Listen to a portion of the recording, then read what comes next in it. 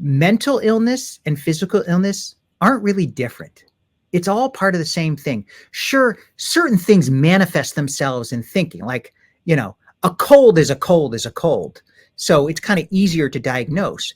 But depression can be very much something that's inflamed in the brain, and that is a physical thing, and it can manifest in physical ways. Evan, how did you find carnivore? I found carnivore from keto. I had been keto since about 2018, and I was eating more and more meat, but I found that I was still addicted to all the keto treats. Keto ice cream, keto cookie dough, keto granola, keto fat bombs, and chocolate peanut butter cups, and which was all fine. I had lost some weight, but some of the underlying issues that uh, I thought keto would help with, my stomach aches, almost addiction, it wasn't helping. And so I saw a couple of videos. One of them was Dr. Chafee, and immediately Dr. Chafee struck me not only with his knowledge but his calmness and clarity, the way he presented it. He was just clear and compelling. And I said, I really like this guy, but I still wasn't ready to do all meat. Then I saw a Dr. Hampton, who I love, and both of those two kind of planted the idea of carnivore. And then I remember the day. It was about 2 years ago. I haven't counted. I don't remember the exact date. I just remember the moment, the clarity of mind. I said, I'm just going to try this. What could be bad about eating a few ribeye steaks every day? And so I started. And initially, I was still doing diet soda and pork rinds and things like that, Zevias. And really just over time, those naturally kind of fell away. Somehow I was getting all the nourishment I needed from carnivore. And I was just so grateful. And then when it started to really click, when it started to work, that's when I really did a deep dive. So I not only discovered the carnivore practice, the pattern, I also, I think, started to uncover the carnivore philosophy and some of the ways of looking at the world, the simplicity of the diet, the bringing us closer to nature. I'm always like a thinker. I always like to look at things in the bigger context. And so after the pattern of eating really clicked in, I started really appreciating the lifestyle and the philosophy and the kind of transformation that it represented. And it really fostered a lot of healing. I was already in decent, by the time I got to carnivore, I really didn't have much weight to lose. I think I was already down significantly on keto. It was more the feeling. It was more the inflammation in my body, the stomach aches, the mental clarity, the brain fog. All of that clearing up was just life-changing. And it happened fast for me. It doesn't happen fast for everybody, as I learned. But really, almost just about 2 weeks into it, one thing I remember clearly is I'd always loved classical music. Growing up, I was a pianist as a kid, and I had not really listened to it in a while. I don't know, just whatever. I wanted to again. I don't know if it was the calmness, the peacefulness in my brain that came back. And at the same time, I wanted to lift weights again too. I'd lifted weights in college with, pretty regularly, but then I'd fallen away. I did some cardio to stay in shape, but that it was excess energy, a desire to get the body moving again. All of that just kind of came back within a few weeks. And I was hooked. That's really, that was the start. Well, congratulations. But the one thing really sticks out to me, and I'm so glad I never discovered this, and that's keto granola. That that would have been so dangerous for me. It was horrible. And it was expensive too. It was, there's a great health food store right near my synagogue. And I used to go over there, and that's where I discovered keto cookie dough, which was so good. And the same company, I think it's Boo. I don't know if they're still in business. These keto treat companies boomed for a while, and then they kind of faded away. But they had this keto granola, and it was so expensive, and it was so addicting. And I'm so glad I don't eat it anymore. Yeah. Yeah, very, very dangerous. Yeah. Um, so I'm interested in the when you suddenly started to like listening to the music again, when you suddenly started lifting weights again, like that's really a feeling you get when you're on carnivore. It just compels you to almost do these things, right? Yes. It's remarkable. I think I think it's two things. I think one of it is more energy, just more physical energy in the body. And so you want to move more. I mean, I love taking these sort of personality and learning tests. And there's one of them, I think it's called Kairos. And it is, I'm a mover. Like it's hard for me to sit and watch a movie. It's hard for me even to sit and watch a YouTube or listen to a podcast. I listen to a lot of YouTubes and a lot of podcasts when I'm out walking the dog, when I'm going for a run. I have to be moving. And that's just, it's not everybody. My wife's the opposite. She can sit and do it fine. But I kind of have to be moving. So I think that excess energy, I needed to put it somewhere. And so some of that is going, I think the brain is stimulated by the classical music and the physical body is stimulated by lifting weights. And in some ways, that's always a good metric for me. Like I was thinking about this morning. I was lifting this morning and, often there'll be periods of time, weeks, months where I just don't feel like lifting weights. And I almost think that almost is sort of a sign that I'm going through a little bit of a rut. And it's not just, I mean, I basically eat the same thing. So it's not necessarily food, could be more stress, could be just some other aspect of it. So it's healthy for me when I know that excess energy is there. It's almost, I don't think it's a sign of being in ketosis. I mean, it could be, but it's just a sign of the my higher energy is flowing through at those moments.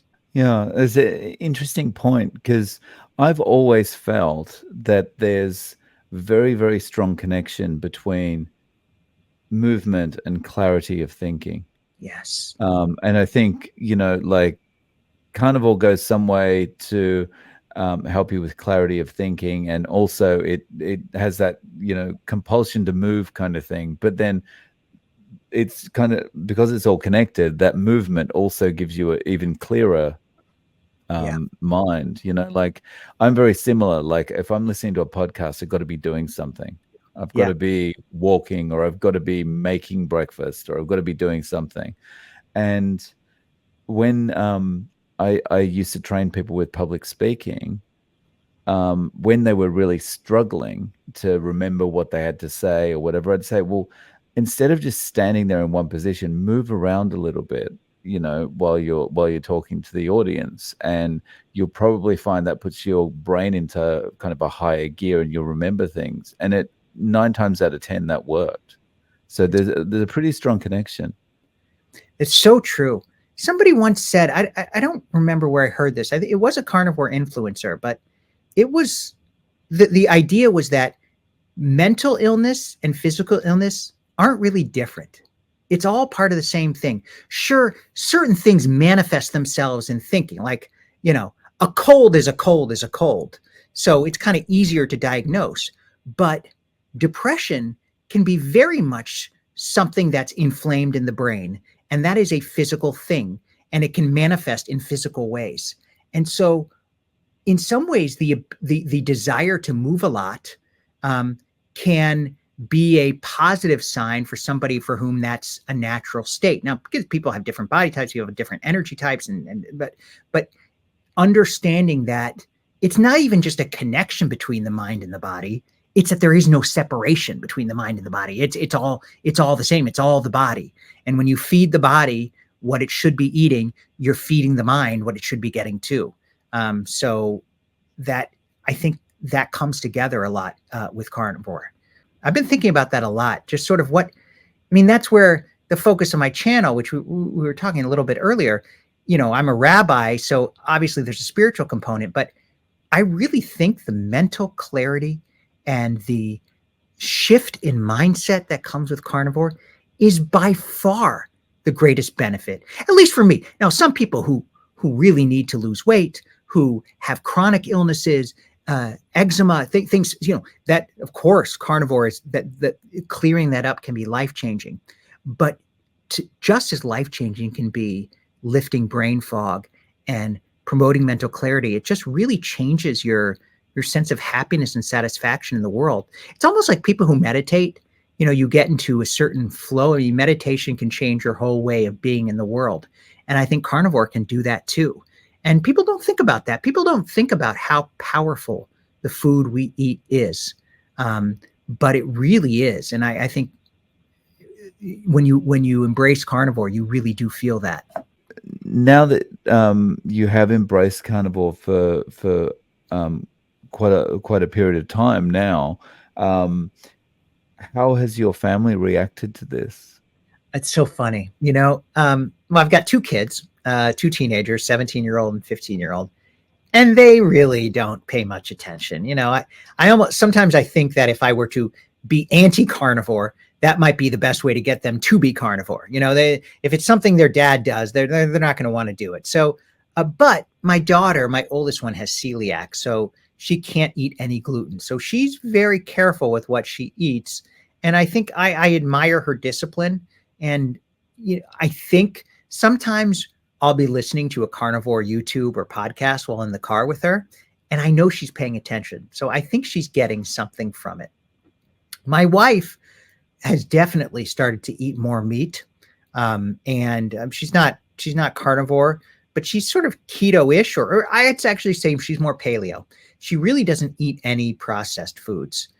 She still eats fruits and vegetables and things like that, but she is much closer to sort of a traditional paleo diet.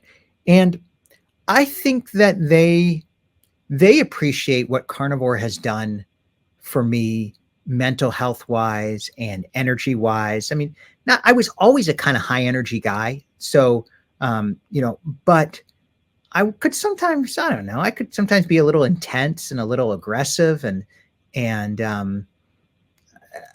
sometimes pushing things too hard, and none of that happens anymore. I think I'm just an easier person to be around. Not that I don't think I was hard to be around before, but I think just more pleasurable and joyful to be around. Okay. Before, were you kind of like were you like the nagging dad or something like that before? I don't know if I was the nagging dad. I was um I was just pushy. I would be like, come on, we got to go here. We got to go there. We got to do this. We got to do that.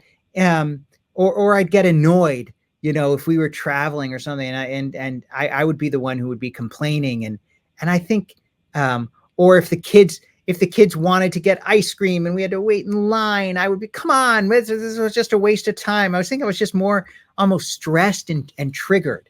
And that was sort of my personality.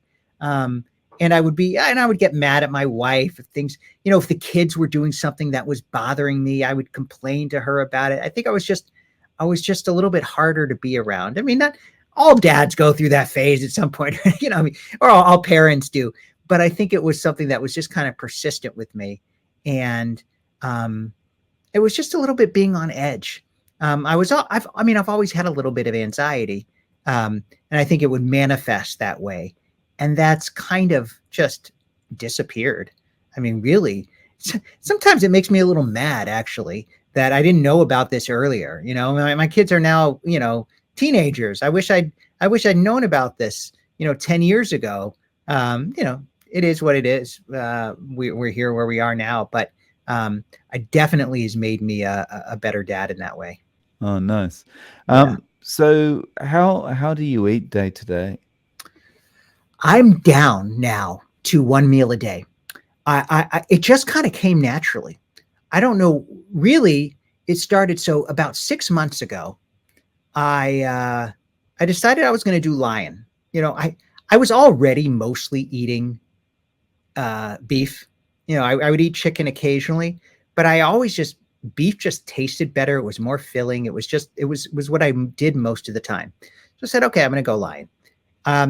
And then really after a while, I would have a steak and maybe a couple of carnivore crisps for lunch. And then I would have dinner, but I wasn't really all that hungry for dinner. But I would sometimes think I would have eggs or something, and I was kind of thinking, I'm not that hungry for this, um, but I'm still eating it anyway. I figure I should get the calories and so forth. And then maybe about in I'd say February or March, I just started naturally eating a later lunch, and I started eating a bigger lunch. And then I was listening to something Dr. Kiltz.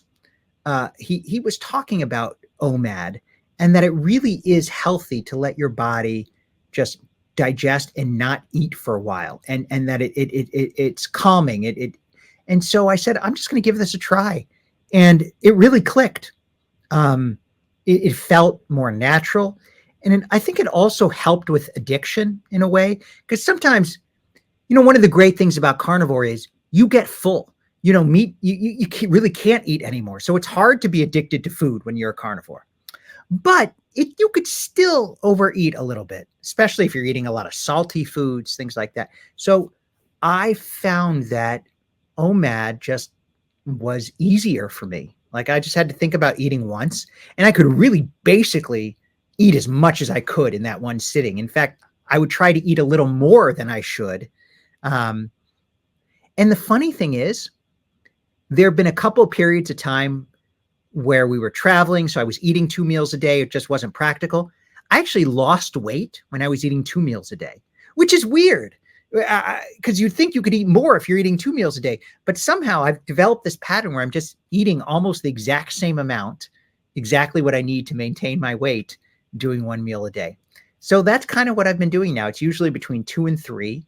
And it's I'll usually eat about 2 pounds, maybe a little more than 2 pounds of beef. And I'll switch off between steak. I found this sort of farm that I order from that can get 60-40 ground beef, which I love. So it's really fatty.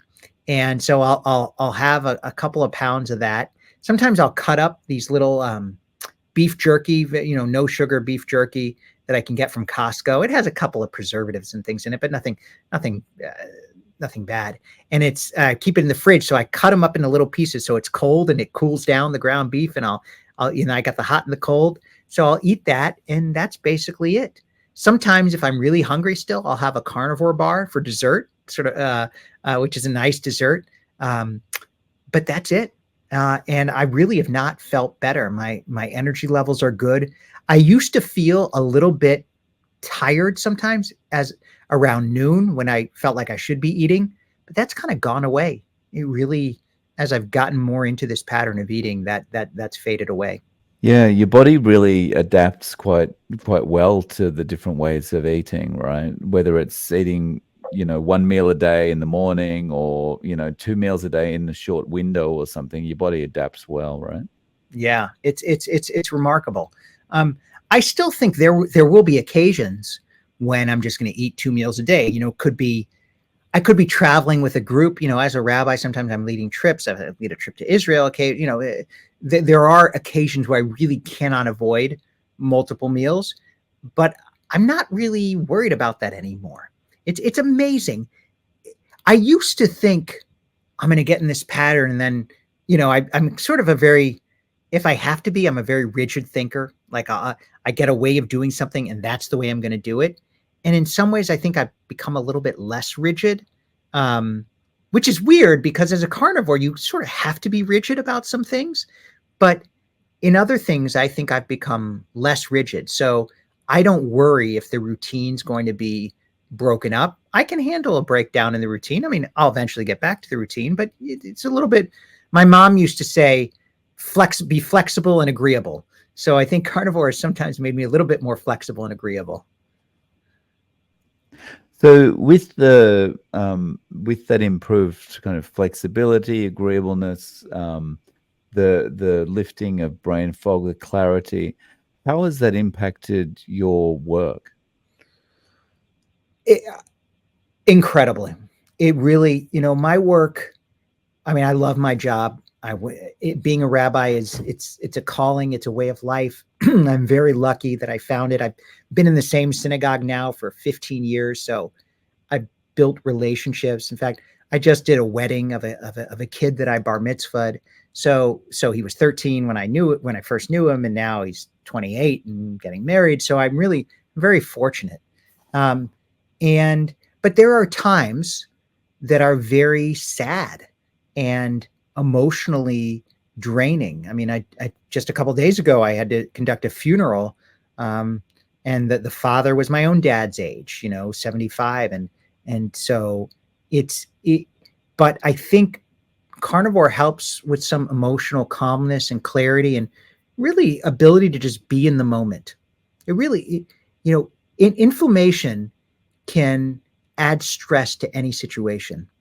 And one of the keys, I think, to being in the moment is having that clarity and lack of inflammation. I think is sort of a crude way of putting it, but I feel like I can be more emotionally with people. I'm not thinking about what I'm going to eat. I'm not feeling a stomach ache. I'm not feeling stress. So that has definitely helped. And I think as a rabbi, I'm also head of an organization. So I have to make strategic decisions. And lifting brain fog is really good. You feel like you have a greater precision and clarity in thinking. So I can think, this is what we need to do in this situation.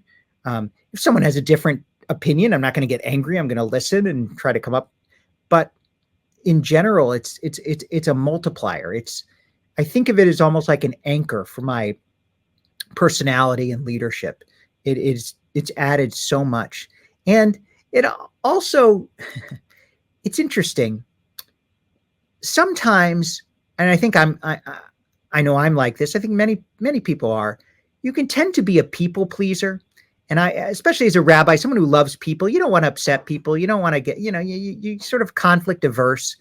And I almost think being carnivore has just almost made me less so. Like, I can stick with my convictions. This is what I'm going to do. If it's going to upset some people, that's okay. They'll get over it. I don't need to be defensive about it. It almost restores a sense of confidence, which I think is important. And I've definitely noticed that. I mean, I think about this a lot. I'm 46 years old, and I study sort of life cycle. This is an age in which many people can get depressed, actually, because you're sort of in that period of middle age, but you're also moving towards, you're starting to look at the latter half of life, and that can really depress some people. So I almost think that carnivore has sort of helped me get through that and do it in a very bright, forward-looking way, which only helps my leadership. So it's just been a game changer. Just fantastic. I'm around a similar age, and I've noticed a lot of people kind of feeling around this age that it's like, oh, what was my purpose again? What am I doing? I feel like I've just been treading water, or what's the future gonna hold? And yeah, I feel like having this clarity of thought, having this being able to be more objective about things, it helps you mentally, and it helps you to feel like, I do have a purpose. I do have, I do have a life ahead of me, and that kind of thing. It helps me be more positive. Yes, I think that's such a good way of putting it. And I've noticed, and I'm sure you probably have too, people who embrace carnivore tend to be older. They tend to be in their 40s, 50s, even 60s. And part of that, I think, is, well, sometimes when you're young, you can pretty much eat anything and you're fine. Like, your metabolism, whatever, is better. Or also, people may have tried different diets and not worked. But I think some of it is maturity. This is a really good tool for meeting the challenges that come at this point of life. You're kind of old enough to see through a lot of BS. And almost there's, you don't need to impress anybody. I mean, when I was a young rabbi, first came to the synagogue, I had to go to lots of lunches and lots of functions and lots of things just to get to know people and impress them. And I'm kind of done with that. I'm done with that stage of my career, which is great. I don't know how I would have done if I had been carnivore at the time. Who knows? I'm sure I would have figured out a way. But it came, even though sometimes I think, God, I wish I would have found this 10 years earlier. In some ways, I think I was ready when it came. There's that old Zen saying, when the student is ready, the teacher arrives. And I think there is something about that same feeling with carnivore. When you are ready as a person and your body is ready, you find it. That's something, it's almost like a philosophical angle on the question that you always ask. How did you find carnivore? Well, I found it when it found me, in a way, at the right time. And whatever that time is, it's always the right time. And I kind of think that is true for me. Yeah, I find the same with people around this age, and into their 60s, and it they're just ready. Yes. I'm, Yes. I'm ready. I've lived that kind of having Coca-Cola and pot noodles for breakfast kind of life when I was younger. I'm ready to get healthy and feel better. And isn't there a beauty in the simplicity of it? And as you get older, I think we tend to appreciate simplicity more. It's just struck me. This is, again, sort of philosophical, spiritual, but when I was conducting a funeral just recently, the son of the deceased was saying that his dad got the most pleasure later in life. He was not in good shape physically, but he loved driving around Costco in those little scooters. And he felt that was so free. And he said, for my dad, this guy said it in the eulogy, driving around Costco was like the scene of Al Pacino in Scent of a Woman. Where he's driving around in the Ferrari and the wind's going through his hair and he feels so free. And he said, for my dad, he got that same feeling driving around the scooter in Costco. And I thought to myself, that's a beautiful illustration of simplicity and the kind of experiencing freedom. It's not the how, it's sort of what you experience. And I think carnivore, there is a wonderful feeling of freedom and joy just from eating a simple meal of meat. You don't have it reminds me of what living is all about. It doesn't have to be fancy. It's not about status. My wife and I, we were lucky enough. She's a rabbi also. So she conducted a bat mitzvah in Costa Rica. So the family flew both of us there to Costa Rica, 5-star resort. I mean, it was on a purely hedonistic beauty level, it was out of this world.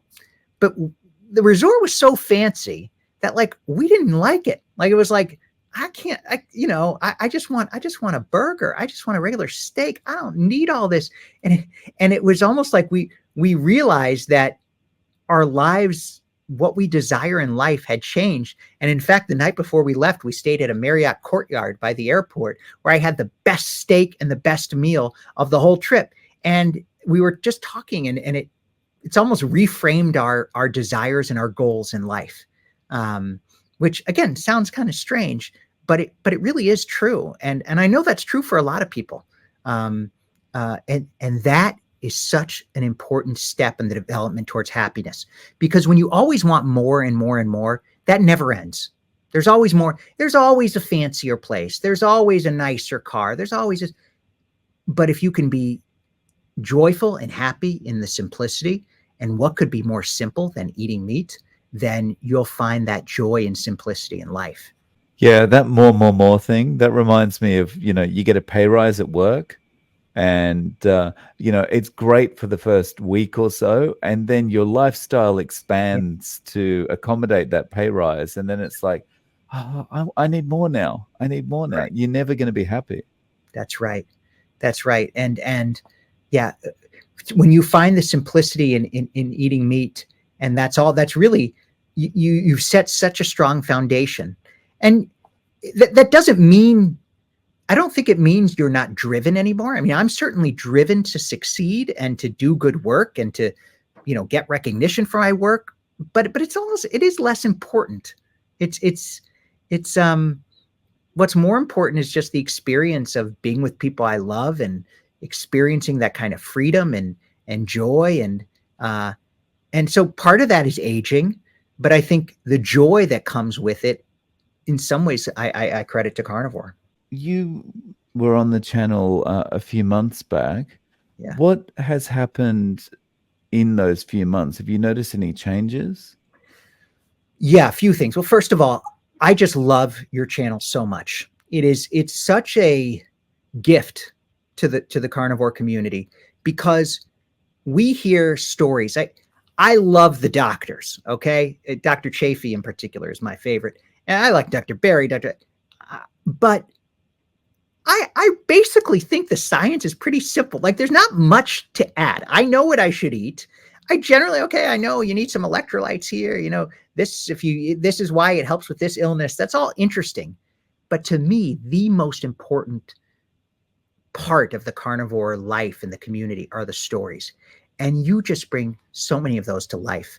And so I love the channel and I listen to it all the time, not just to hear a new story, but almost it's reinforcement and inspiration.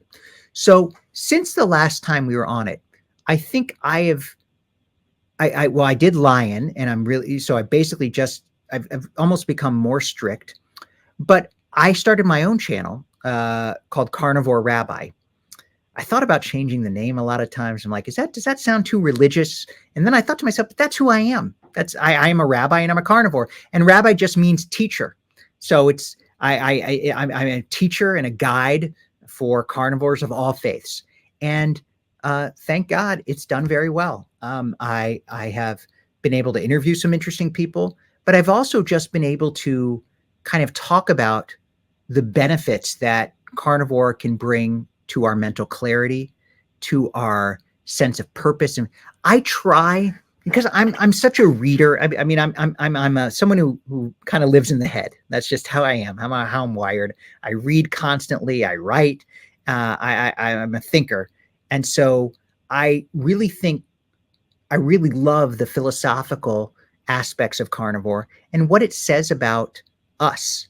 And so that's kind of what I focused on. So I did a whole video on this personality test called the Enneagram and how being a carnivore has changed the number that I am on the Enneagram and helped me grow in that sort of personality test. So I do all kinds of stuff like that, but really focusing on the underlying focus is the way carnivore enhances our mental clarity and makes us happier as human beings. Nice. So we can find you on YouTube at Carnivore Rabbi. Carnivore Rabbi, yeah, RABBI, and it's occasionally I talk religion too. I will talk about certain stories in the Bible that I think kind of reflect a sort of carnivore ethos. I mean, part of the ethos of carnivore for me is returning to nature, returning to the natural human way of living. We're not going to go back and be hunter gatherers. Okay. You know what? We're too far into civilization. That's not happening. But we can recover some of the philosophical and ways of looking at the world. They were happy people. The hunter-gatherer, I mean, anthropologists know this now. The whole idea that hunter-gatherers were violent and bloodthirsty, and that's all myth. That none of that is true. Anthropologists have overturned all of that. They were generally happy. They didn't really work all that much. They traveled in bands of 150 people and they looked out for each other. There was no hierarchy. We live in a very, I mean, I I don't want to sound overly melodramatic, but we're in a sick society. I mean, there's so much mental illness. I have 2 teenagers, so I know what's going on. And I'm a rabbi, so I counsel a lot of families, and it is hard. And so people are struggling to find sort of meaning and purpose and joy. And to me, returning to a simpler, more natural way of living is a pathway to that. And carnivore is part of that journey. You know, I'm not going to go out and live in the woods. I can't. I live in a big city. It's my whole way of life is rooted in sort of modern civilization, but I can help change my mind and my philosophy, starting with what I eat. And so that really is what carnivore has brought and what I try to teach on the channel. And I do just hearing stories about some of the people you've interviewed, about the mental clarity that returns to people when they embrace carnivore. It's life changing. It to me, really, the key word is simplicity. We are so overwhelmed with so many inputs in life that simplicity is a joy. When we can go, I love going to the grocery store as a carnivore. You know, you only got to go to really one or two aisles. You can go to the meat counter and you go, if you want to get dairy, if you want to get some eggs and some butter, and that's it. That's all you got to do. I mean, imagine there's 100,000 other items, and here you know exactly what you need to get. That is joyful. That is wonderful. So kind of bringing that clarity into other parts of living, that's what I try to do with my channel and in my own life. Very nice. Yeah. So I'll link to your channel below. Yeah. Evan, thank you so much for coming on and sharing your story with us. I really appreciate your time. Thanks, Dave, and thanks for everything you do. I'm so grateful.